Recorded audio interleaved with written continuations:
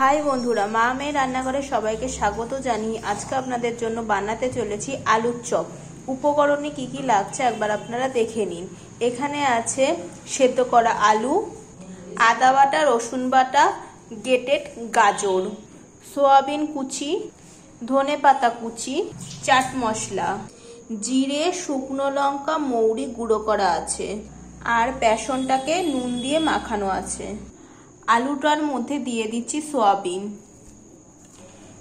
Grated গাজর, আদা বাটা, রসুন বাটা, জিরে, মৌরি, শুকনো লঙ্কা গুঁড়োটা দিয়ে দিচ্ছি, চাট মশলার গুঁড়ো, ধনে পাতা কুচি, শুকনো লঙ্কার গুঁড়ো, নুন। এবার মেখে নিতে হবে। কর্নফ্লাওয়ার দিচ্ছি। কড়াইতে দিয়েছি সাদা তেল, বেসনে দিয়ে এবার কড়াইতে দিয়ে দিচ্ছি।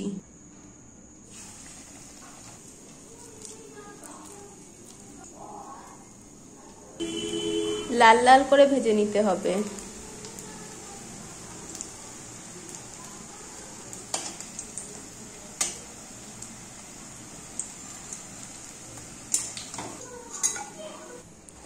আমাদের আলুর চপ একদম তৈরি হয়ে গেছে, আপনারা দেখে নিন।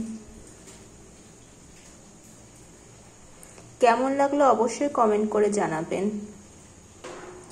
ভালো লাগলে চ্যানেলটি লাইক করে সাবস্ক্রাইব করে দেবেন। আজকের মতন বিদায় নিচ্ছি।